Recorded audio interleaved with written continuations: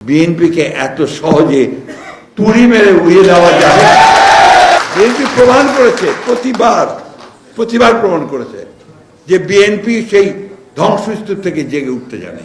এই যে 15 বছর প্রতিটি মুহূর্তে বলা হচ্ছে বিএনপি শেষ, লোভ, লালসা এ সমস্ত ঊর্ধ্বে উঠে আমাদের বিএনপি নেতারা কিন্তু একজোট হয়ে দাঁড়িয়ে থেকে কারাগারে গেছেন, কারাগারে পর্যন্ত লোক পাঠানো হয়েছে, চলে আসো, তোমাকে এত টাকা দেওয়া হবে, এই করা হবে, ওই করা হবে।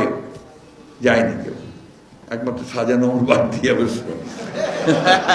তো তারেক রহমান সাহেব আমার নেতা, তার সম্পর্কে কথা বলা আমার জন্য খুব খুব কষ্ট মানে জটিল বলে এই জন্যে যে he is my leader.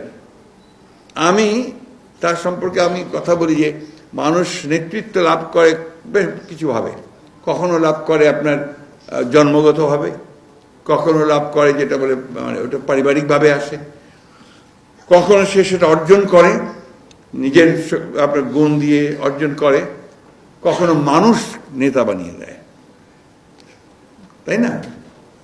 Tarique সাহেবের মধ্যে কিন্তু আপনার এই নেতৃত্বটা এসেছে অনেক দিক থেকে, পারিবারিক দিক থেকে, যেটা অনেকেই আপনারা বলেছেন, যদি কথাটা শুনতে আমার একদম ভালো লাগে না, কারণ যিনি নেতা তাকে আমার মনে হয় যে বোধহয় কিছুটা খাটো করা হয়, তার যে নিজস্ব গুণ সত্তাগুলো আছে সেটাকে পরিবারের সঙ্গে সম্পৃক্ত করে দিয়ে আমরা ওদেরকে সেটা একটু ছোট করে দিই। তারেক রহমান সাহেবের নিজস্ব গুণ আছে, যে গুণগুলোর জন্যই তিনি আজকে এই পর্যন্ত এসছেন, নাহলে আসতে পারতেন না। কেন বলছি আপনাকে এই কথাগুলো? যে আমার অভিজ্ঞতা, আমি তো বেশ কিছুদিন ধরেই কাজ করছি একসাথে। তারেক রহমান সাহেব দায়িত্ব পাওয়ার পরে, অর্থাৎ ম্যাডাম জেলে যাওয়ার পর থেকে তো ওনার সঙ্গে সরাসরি কাজ করছি। আমি দেখেছি যে অসাধারণ একটা সাংগঠনিক দক্ষতা আছে, এটা খুব কম রাজনীতিবিদের মধ্যে আছে। অসাধারণ, অতি অল্প সময়ের মধ্যে তিনি বিশাল একটা অংশকে তিনি সংগঠিত করে ফেলতে পারেন, এবং খুব অল্প সময়ের মধ্যে তিনি বাংলাদেশের গ্রামে পৌঁছে গেছেন, একদম একটা ওয়ার্ডে পৌঁছে গেছেন। যে কারণে যে কথাটা ডাক্তার সাহেব বলেছেন, আমি এটা জোর দিয়ে বলতে চাই, 25 বছরের ওয়ারেন্টিযুক্ত দীর্ঘস্থায়ী দরজা প্রোটেক্টর, আধুনিক ও মজবুত দরজা। বিএনপিকে এত সহজে তুড়ি মেরে উড়িয়ে দেওয়া যাবে?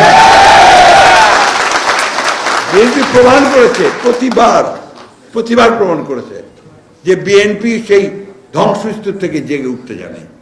প্রেসিডেন্ট জিয়া রহমান সাহেবের শাহাদাতের পরে অনেকে ভাবলো বিএনপি শেষ, বিএনপিকে আর খুঁজে পাওয়া যাবে না, কিন্তু সেই বিএনপি আবার আমাদের দেশনেত্রী বেগম খালেদা জিয়ার নেতৃত্বে আমাদের ছাত্র নেতা, যুব নেতাদের সঙ্গে নিয়ে আবার বিএনপি জেগে উঠেছে।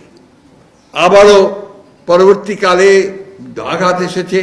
এই যে 15 বছর প্রতিটি মুহূর্তে বলা হচ্ছে বিএনপি শেষ, শত আপনার যে সমস্ত আমি যেটাকে বলছি যে আপনার এটা কি বলে যে আমাদের লোভ, লালসা এ সমস্ত ঊর্ধ্বে উঠে আমাদের বিএনপি নেতারা কিন্তু একজোট হয়ে দাঁড়িয়ে থেকে কারাগারে গেছেন, কারাগারে পর্যন্ত লোক পাঠানো হয়েছে, চলে আসো, তোমাকে এত টাকা দেওয়া হবে, এই করা হবে, ওই করা হবে।